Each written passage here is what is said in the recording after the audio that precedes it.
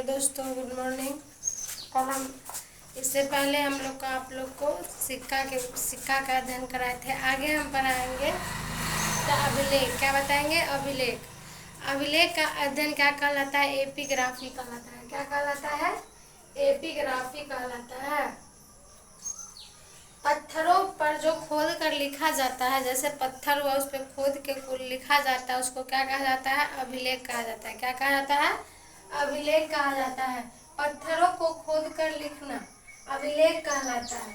विश्व में अभिलेख लिखने का प्रारंभ कहाँ से चालू हुआ था? ईरान से के शासक डेरियस ने किया था। तथा भारत में अभिलेख का जनक किसे कहा जाता है? अशोक को कहा जाता है।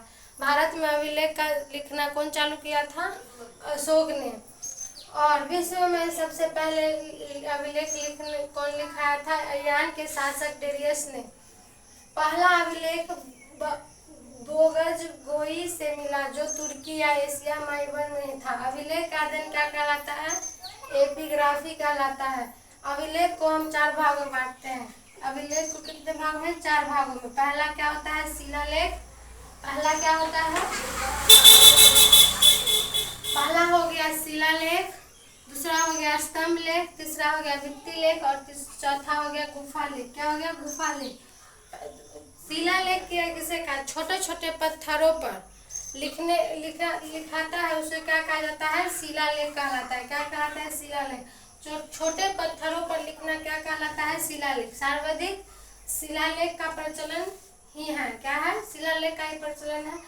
स्तंभ दूर से आकर्षित देखने में लगता है। दूर स्तंभ मतलब खड़ा होता है, उसमें लिखा जाता है। जैसे स्तंभ के समान, जैसे खंबा के समान पत्थरों पर लिखना क्या कहलाता है? स्तंभ लेख कहलाता है। क्या कहलाता है? स्तंभ लेख।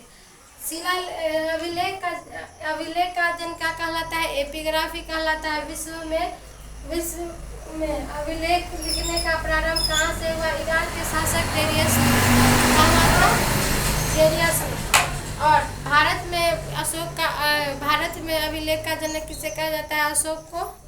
और अभिलेख के कितने भाग बांट में है? 4 भागों में बांटा गया। 4 भागों में बांटा गया। कौन कौन? शिलालेख, स्तंभ लेख, गुफा लेख, भित्ति लेख। ठीक है, आज के लिए इतना ही। फिर कल।